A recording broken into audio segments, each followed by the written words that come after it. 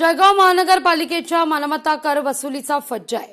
पालिकेची मालमत्ता कराची एकूण मागणी 287 कोटींच्या घरात असताना वसुली मात्र 40 कोटी रुपयांपर्यंतच आहे।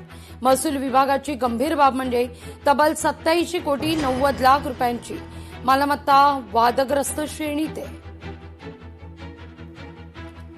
या सगळ्या संदर्भात उपमहापौर मनोज चौधरी यांच्याशी संवाद साधले आपले प्रतिनिधी सुमित देशमुख यांनी।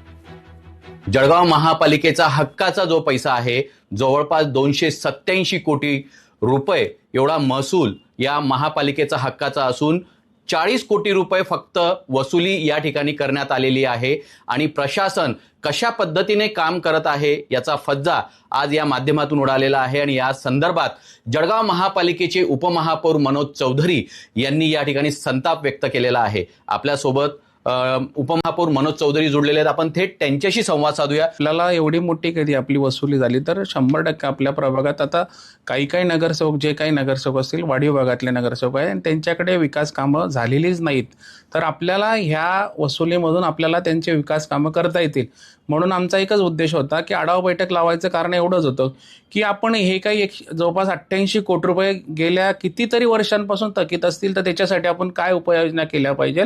तर आम्ही तशा सूचना केल्या आहेत की त्यांना नोटीस इश्यू करा, त्याच्यानंतर जप्तीचे आदेश करा, नाहीतर निलाव स्वरूपात त्यांच्या ज्या काही प्रॉपर्टी असतील त्या निलाव केल्या पाहिजे। निश्चितच यामध्ये कोण लोक आहेत की त्यांच्या थकबाकी समोर येत आहेत? हे बघा, असे तिच्यात व्यापारीच नाहीत, भरपूर लोक आहेत, तर आम्ही त्यांची यादी प्राप्त करणार आहोत। आम्ही यादी मागितली आणि यादीचा खुलासा आल्यावर आम्ही तुम्हाला निश्चित कळवू। हे बघा, माझ्याकडे अजून सुद्धा यादी आलेली नाही आणि तुम्ही म्हटलं निश्चित तसं असू शकतं, काही व्यापारी असतील, काही राजकारणी लोक असतील, पण माझ्याकडे अजून यादी प्राप्त झालेली नाही। मी त्याची माहिती घेऊन आपल्याला सगळी माहितीचा खुलासा आपल्यासमोर करेल।